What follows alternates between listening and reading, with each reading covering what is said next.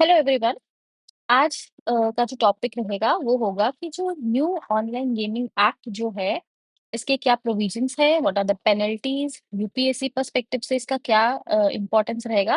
तो इसको जो है वो हम डिस्कस करेंगे वन बाय वन। ठीक है। ओके।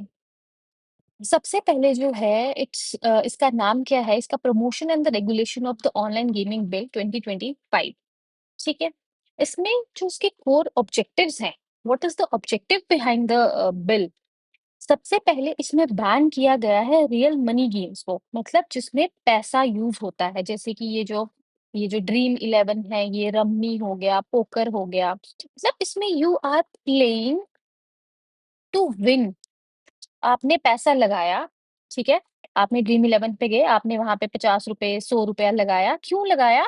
ताकि आप एक अमाउंट जो है वो जीत सको। You are playing to win. ठीक है। इस चीज को बैन करने के लिए जो है गवर्नमेंट ने ये बिल इंट्रोड्यूस किया गया है। देखो, खुद सोचो यार, खुद का लॉजिक सोचो। आप ही के आगे पीछे सराउंडिंग्स में आपके दोस्त होंगे जो इतना पैसा ड्रीम इलेवन, ये इन सब सर्कल, ये जो ड्रीम सर्कल, ये जितनी भी एप्स हैं इसमें इन्वेस्ट करते हैं, जिसकी वजह से बेचारे लॉसेस फेस करते हैं, अपने ही दोस्त इसमें इन्वॉल्व हो जाते हैं। इसका लालच क्या है कि यार 50 रुपए लगाओ तो 1 करोड़ रुपया जीत जाओ। फिर उसको, अगर कोई गरीब जीत जाए तो उसको इतना हाईलाइट कर देते हैं कि हर लोग सोचते हैं यार चलो हम भी अपनी किस्मत लगाते हैं। और क्या बात है, 50 रुपए ही तो इन्वेस्ट करने हैं तो करते हैं ना। ठीक है। तो ये अमाउंट बहुत ज्यादा कम होता है, लेकिन अगर आप रोज के भी 50-50 करोगे तो सोचो वो अमाउंट कहाँ तक जाएगा। तो इसीलिए गवर्नमेंट ने देखा कि यार बहुत लोग इसे सुसाइड, डिप्रेशन, क्योंकि बहुत पैसा इनमें लगता है, गेम्स में इन्वॉल्व होता है। बच्चों को ट्यूशन की फीस मिलती है, वो इसमें पैसा इन्वेस्ट कर देते हैं, बाद में ट्यूशन की फीस नहीं दे पाते, घर वालों से अलग मार, ट्यूशन से अलग मार। तो इसकी वजह से ये जो बिल है ये इंट्रोड्यूस किया गया है, ताकि जो भी मेनली स्टूडेंट्स जो हैं वो इसका शिकार है, काफी जो अनएम्प्लॉयड यूथ है हमारा वो इसका शिकार है। या कोई भी जो सोच रहा है कि यार चलो 10-50 लगाने में क्या है, लेकिन ये बाद में अमाउंट बहुत ज्यादा जो है वो बढ़ जाता है। ठीक है।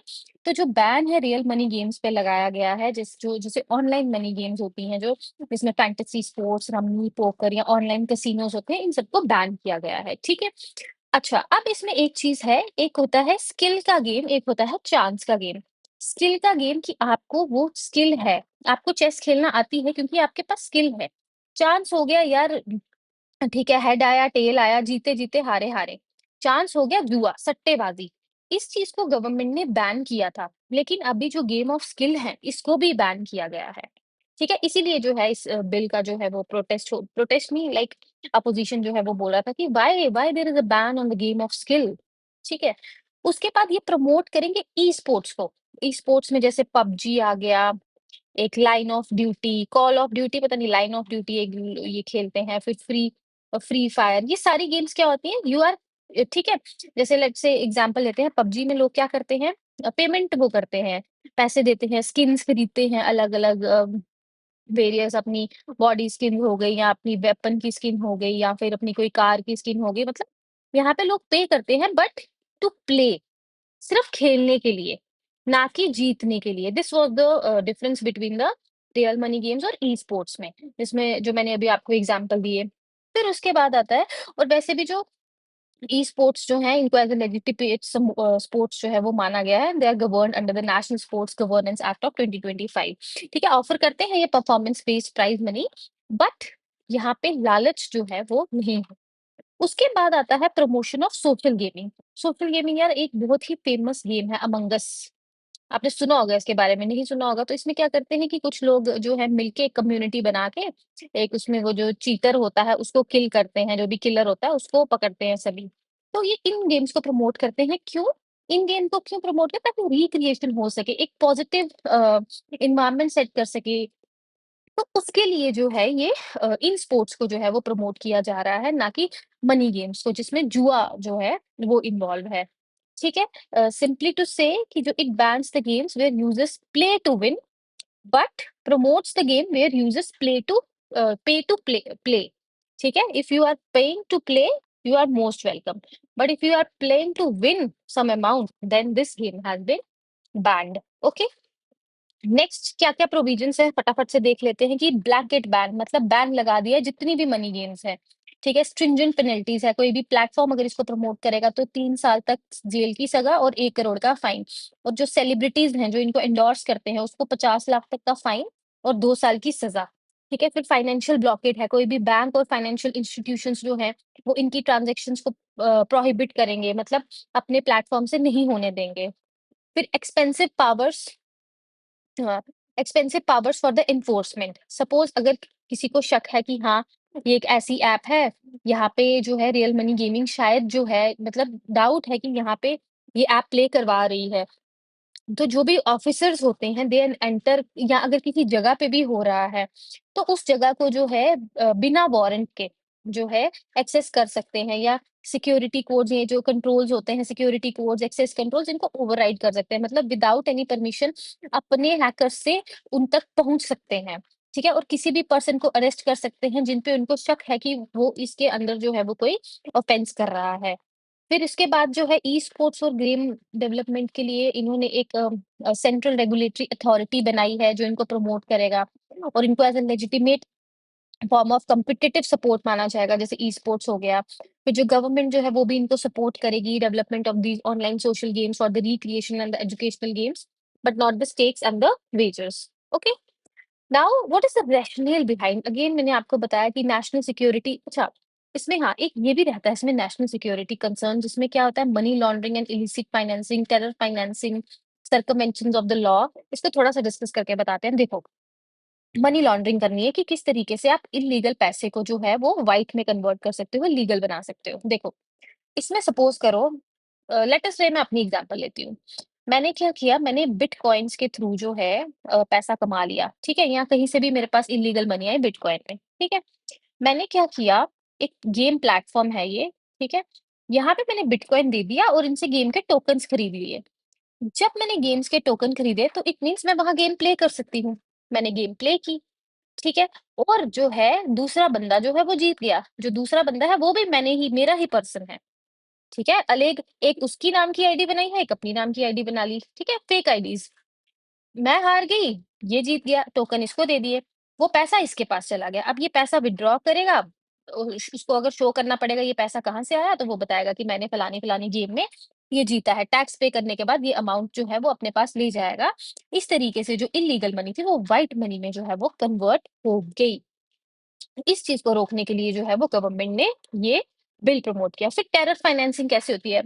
अब देखो, आपको पता है कोई कुछ ऐप्स होती हैं, इनमें क्या होता है कि एक बॉट होता है मैसेजिंग वाला। देखा होगा आपने, कभी हेल्प के लिए बोलते हैं आपको कि अगर आपको कोई हेल्प चाहिए बॉट पे क्लिक करो, फिर आप मैसेज करते हो, ऑनलाइन मैसेज जनरेट होता है। तो इन्हीं बॉट्स के थ्रू जो है वो मैसेजेस जो है ये चैट करते हैं, ठीक है? थ्रू कोड वर्ड्स, वे ऑलरेडी डिसाइडेड कि हाँ, हम इस तरीके से चैट करेंगे, कोड्स रखे होते हैं इन्होंने, जो गवर्नमेंट के लिए एक्सेस करना इज़ वेरी डिफिकल्ट, क्योंकि ये apps they are very private, ये अपना डेटा जो है वो गवर्नमेंट के साथ इज़िली शेयर नहीं करती हैं, ठीक है? तो इसके थ्रू टेरर फाइनेंसिंग भी रहता है कि हाँ, उस पर्सन को मार दो, ठीक है? यहाँ पे जो है वेपन्स पड़े हैं, इस तरीके से टेरर फाइनेंसिंग चलता है। फिर आता है circumvention of the laws. For example, एक कोई गेमिंग कंपनी है, let us suppose Dream eleven की हम बात करें। ड्रीम इलेवन ने अपने इसके जो हेडक्वार्टर्स है, मतलब जहाँ पे कंपनी का बेस एस्टैब्लिश है, लेट अस से कि वो मालदीव्स है या कोई दूसरी कंट्री है, ठीक है? इससे क्या होगा कि जो यहाँ पे जो ये कंपनी रेवेन्यू जनरेट करेगी, ये टैक्स पे करेगी मालदीव्स की गवर्नमेंट को, ना कि इंडियन गवर्नमेंट को। ठीक है? तो इससे क्या होगा, ये टैक्स से भी, इंडियन टैक्स सिस्टम से भी बच जाएगी। क्यों? क्योंकि इंडिया में टैक्स रेट्स ज़्यादा है, कंपनीज़ हैव टू पे मोर। तो ये अपने ऑफशोर ब्रांचेस एस्टैब्लिश करते हैं, जहाँ पे ये लोग कम टैक्सेस पे करते हैं। तो इन सब चीज़ों से डील करने के लिए जो है, इस बिल को लाया गया है। सोशल हार्म्स तो मैंने आपको बता दिए, addiction, financial frauds, suicides youth में बहुत देखी जा रही हैं। और एक लीगल क्लैरिटी भी जो है वो आ गई between the game of skills end game of chance, ये दोनों ही बैन जो है वो कर दी गई हैं। अब इसमें स्टेक होल्डर्स का क्या कहना है? जैसे कि मेजर इंडस्ट्रीज़, ऑब्वियसली इंडस्ट्री जो है वो इम्पैक्ट होगी। उनका कहना है कि ये यार एक सनराइज़ सेक्टर है, बहुत ज़्यादा इससे रेवेन्यू जनरेट हो सकता है। गवर्नमेंट को रेवेन्यू डिक्लाइन हो जाएगा, प्लस जॉब लॉसेस हैं। फिर फॉरेन इन्वेस्टमेंट इन ऐप्स में बहुत ज़्यादा अट्रैक्ट हो रही थी, वो भी रुक जाएँगी। इसका यूज़र बेस देखो, कितने लोग इन ऐप्स में इन्वॉल्व है। रेवेन्यू लॉस भी जो है वो गवर्नमेंट को का जो है फिर गवर्नमेंट ने इस चीज के लिए क्या बोला है कि हाँ यार, ये शॉर्ट टर्म का रेवेन्यू लॉस है, लेकिन हमारे लिए हमारे इंडिविजुअल्स की सेफ्टी एंड प्रायोरिटी और नेशनल सिक्योरिटी जो है वो बढ़कर है इंस्टेड ऑफ दिस रेवेन्यू। तो इसीलिए गवर्नमेंट का स्टैंड ये है कि कोई बात नहीं, हम जो है शॉर्ट टाइम लॉस जो है ये सफर कर लेंगे, लेकिन हमें अपनी नेशनल सिक्योरिटी, अपने यूथ के लिए जो है वो खड़े रहना है। That's why these games have been banned. Next we will see the critical analysis of the bill for UPSC exam perspective से। सबसे पहले कॉन्स्टिट्यूशनल और लीगल चैलेंजेस क्या क्या अराइज होते हैं।